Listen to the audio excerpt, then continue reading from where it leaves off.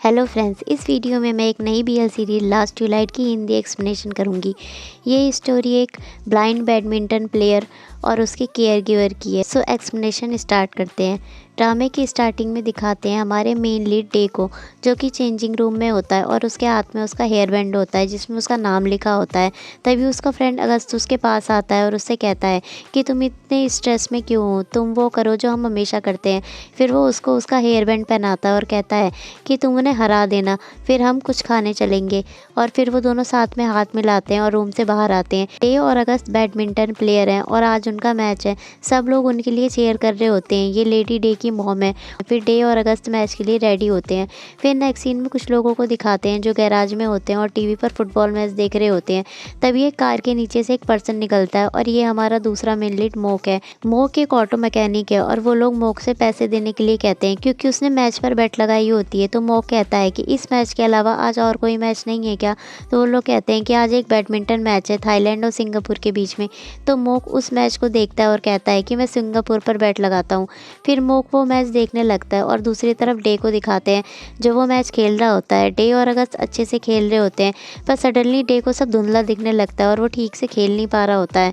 दूसरी तरफ मोक को दिखाते हैं जो ये देख रहा होता है और खुश होता है क्योंकि उसकी बैट लगाई हुई टीम जीतने लगती है और वो अपने दोस्तों से पैसे ले लेता है। तभी वहाँ एक लड़का आता है जो उन्हें कहता है कि चाय यहाँ आ रहा है और चाय को दिखाते हैं जो कुछ लड़कों के साथ आया होता है उन्हें मारने के लिए। तो मोक अपने फ्रेंड से कहता है कि तुम अब भी उसके लवर के साथ हो क्या। तो उसका फ्रेंड कहता है कि मुझे नहीं पता था कि यहाँ आ जाएगा। फिर मोक और उसके फ्रेंड उन लोगों से लड़ने लगते हैं और दूसरी तरफ डे को दिखाते हैं जो ठीक से खेल नहीं पा रहा होता है क्योंकि उसे कुछ भी ठीक से नहीं दिख रहा होता है और उसकी वजह से उसकी हालत और ख़राब होने लगती है। तो डे अपनी मॉम को कहता है कि मॉम मुझे यहाँ से बाहर ले चलो।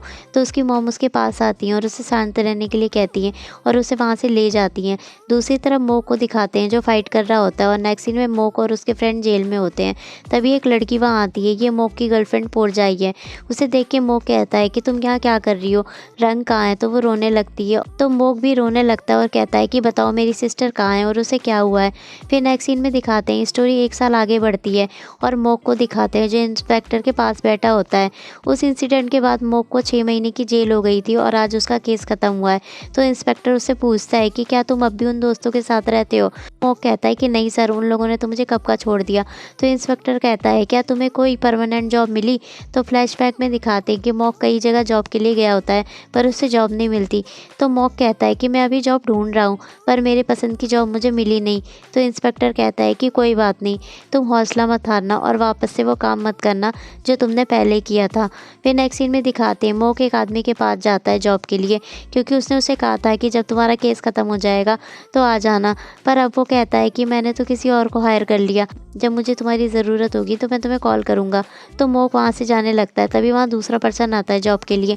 तो मोक वापस आता है जिससे वो आदमी डर जाता है और उसे लगता है कि मोक उसे मारने आ रहा है। पर मोक उसकी चेयर लेता है और चेयर पर 2-3 बार मारता है और फिर उस आदमी को उस चेयर पर बिठा देता है। मोक ने उस चेयर का लॉक ठीक कर दिया होता है। फिर वो कहता है कि मुझे कॉल करना मत भूलना और वहाँ से चला जाता है। फिर नेक्स्ट सीन में दिखाते हैं मोक पोरजाई के साथ अपनी सिस्टर रंग की मेमोरियल प्लेस पर जाता है। उसकी सिस्टर की आज 10th एनिवर्सरी है। फिर रंग और मोक के कुछ मोमेंट दिखाते हैं। रंग ने अपना नेल सैलून खोला था पर कुछ टाइम बाद उसे वो बेचना पड़ा जिससे वो काफ़ी अपसेट थी। फिर पोरजाई मोक को कहती है कि तुम गिल्टी फील करना बंद कर दो, किसी को नहीं पता कि उसने ऐसा क्यों किया। तो मोक कहता है कि गिल्टी तो इसे फील करना चाहिए, मुझे नहीं। फिर पोरजाई मोक को कहती है अच्छा तुम क्या करोगे, तुम्हारी कार की इंस्टॉलमेंट भी है इस वीक, तुम कहो तो मैं किसी को बोलूँ तुम्हारी हेल्प के लिए। तो मोक कहता है कि नहीं, वैसे भी अब हमारा रिश्ता पहले जैसे नहीं है, अब वो दोनों सिर्फ फ्रेंड है। तो पोरजाई कहती है ओहो, तुम्हें कूल बनने की ज़रूरत नहीं है। वैसे टोंग किसी को ढूंढ रहा था जो उसकी हेल्प करे एयर कंडीशनर क्लीनिंग सर्विस में, तो क्या तुम ये करोगे। फिर नेक्स्ट सीन में दिखाते हैं मोक एसी का काम कर रहा होता है। फिर वो बाहर आता है तो देखता है कि वहाँ काफ़ी सारे लोग होते हैं। तो वो उनसे पूछता है कि इतने लोग यहाँ क्या करने आए हैं। तो वो उसे बताते हैं कि हम यहाँ इंटरव्यू के लिए आए हैं, किसी को अपने बेटे के लिए केयर गिवर चाहिए। तो मोक कहता है क्या ये लोग अच्छे पैसे देने वाले हैं। तो वो आदमी कहता है कि हाँ, उसकी मॉम एक फेमस शेफ़ है, वैसे क्या तुम भी इसमें इंटरेस्टेड हो।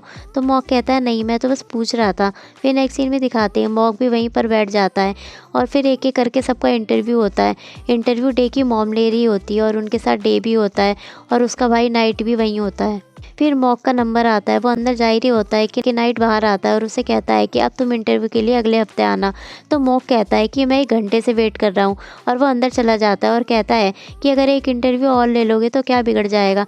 पर जब वो डे को देखता है जिसने काला चश्मा पहना होता है और वो व्हील चेयर पे होता है, तो मॉक कहता है कि सॉरी, मुझे नहीं पता था कि ये इस तरह की जॉब है, और वहाँ से जाने लगता है। तो डे कहता है कि जब तुमने इतनी ग्रैंड एंट्री ली ही है तो इंटरव्यू दे के जाओ। फिर डे अपनी मॉम से कहता है कि इसका इंटरव्यू लो। तो उसकी मॉम कहती है कि मैं डे के लिए केयर गिवर ढूंढ रही हूँ। डे को साफ से दिखाई नहीं देता, उसकी आंखें सिर्फ 20% ही देख सकती हैं। तो डे कहता है कि मॉम, सीधे सीधे कहो ना कि एक ब्लाइंड पर्सन को खाना खिलाने वाले को ढूंढ रही हो, क्योंकि अगर मैं कोई काम खुद से करूँ तो ये हो सकता है। और वो अपने पैर दिखाता है जिसमें चोट लगी होती है। तो नाइट मॉक से कहता है कि क्या इससे पहले तुमने किसी की केयर करी है। तो मॉक कहता है कि मैंने अपने ड्रंक दोस्तों को उनके घर छोड़ा है।